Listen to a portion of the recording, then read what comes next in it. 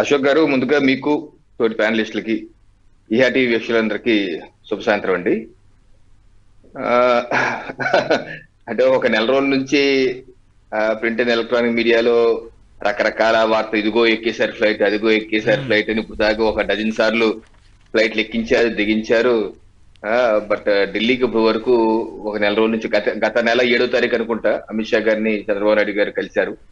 So ఇప్పుడు వరకు అయితే వెళ్ళింది లేదు. మరి ఇప్పుడన్నా ఇప్పుడైతే నాకున్న సోర్సెస్ అయితే ఢిల్లీ నుంచి చంద్రబాబు నాయుడు గారు రిపబ్లిక్ ఛానల్ సమిట్ నడుస్తుంది అక్కడ. పొద్దున అమిత్ షా గారు వీళ్ళందరూ అక్కడ పాల్గొన్నారు స్పీకర్స్ గా.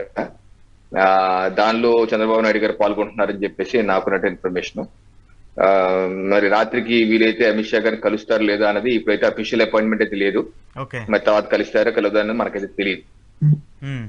సో అయితే చాలా ఛానల్స్ పేపర్లు వాళ్ళకి తగ్గట్టు స్పెక్యులేషన్స్ వాళ్ళు రాస్తున్నారు. రాయటంలో తప్పేం లేదు, ఎవరి స్వేచ్ఛ వాళ్ళకు ఉంది. కొన్ని సీట్లు ఎలకెట్ చేస్తున్నారు. బట్ నిన్న రాత్రి కూడా మా రాష్ట్ర అధ్యక్షులు వారు, మాజీ కేంద్ర మంత్రి పురంధీశ్వర్ గారు కూడా, అలాగే సోము వీర్రాజు గారు కూడా ఇద్దరు కలిసి, అలాగే మా మధుకర్జీ గారు, ముగ్గురు నడ్డా గారితో, అమిత్ షా గారితో స్టేట్ సంబంధించినటువంటి దాని మీద రివ్యూ కూడా చేయడం జరిగింది అశోక్ గారు.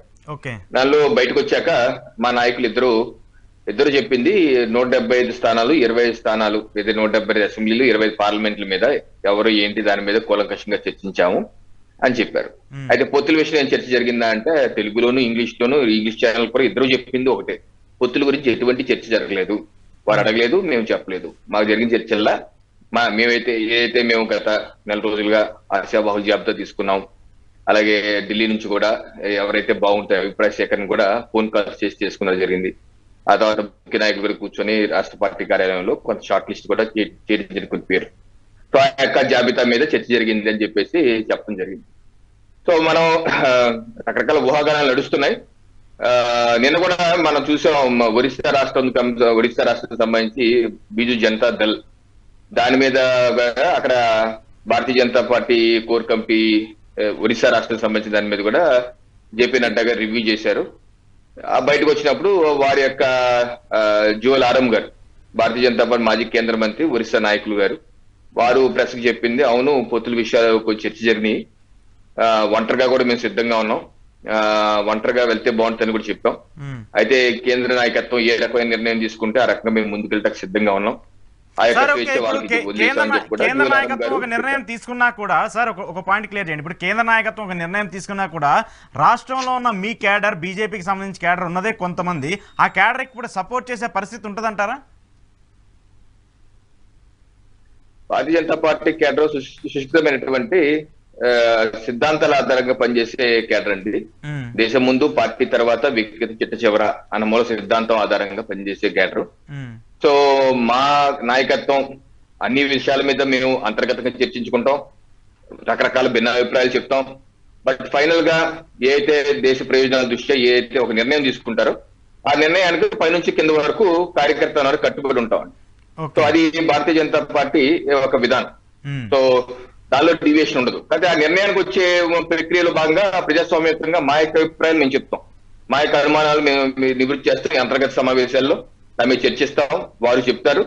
దాని మీద ఫైనల్ గా ఒక సమిష్టి నిర్ణయాలు ఉంటాయి. భారతీయ జనతా పార్టీ వ్యక్తి నిర్ణయాలు ఉండవు, సమిష్టి నిర్ణయాలు ఉంటాయి. ఒక సమిష్టి నిర్ణయం తీసుకున్నాక కేంద్రం మొత్తం సమిష్టిగా దాని మీద కట్టుబడి ఉంటాం. కానీ దానిలో మళ్ళీ ఏలికేస్తే కాలికి, లేకపోతే కోడిగుడ్డు మీద ఏకలు లాగే పరిస్థితి మా కేడర్ అయితే చేయరు అశోక్ గారు.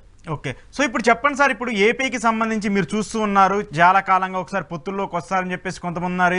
మీ నేతల్లోనే కొంతమంది యాక్సెప్ట్ చేయని పరిస్థితి కనపడుతుంది. 175 నియోజకవర్గాలు, 25 పార్లమెంట్ స్థానాలు, ఇప్పటికే మీరు కార్యాచరణ ఇచ్చేశారు, జనాల్లోకి వెళ్తున్నారు, ప్రజల్లో కొన్ని అభిప్రాయ సేకరణ చేస్తూ ఉన్నారు.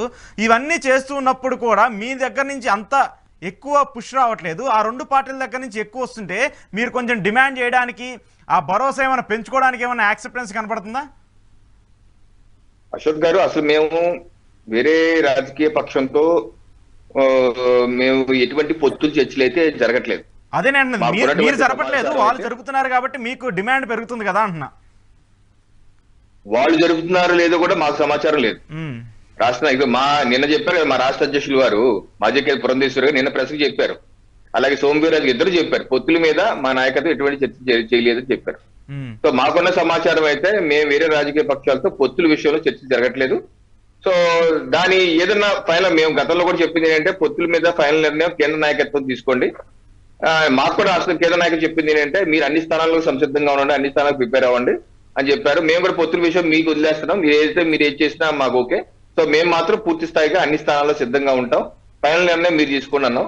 ఆ నిర్ణయం ఏదన్నా ఉంటే డెఫినెట్ గా ఇప్పుడు టైం వచ్చేసింది కాబట్టి 2-3 రోజుల్లో నిర్ణయం తీసుకుని చెప్తారు. మేమైతే రాష్ట్ర నాయకత్వం అన్ని స్థానాలకి సంసిద్ధంగా ఉన్నాం అశోక్ గారు.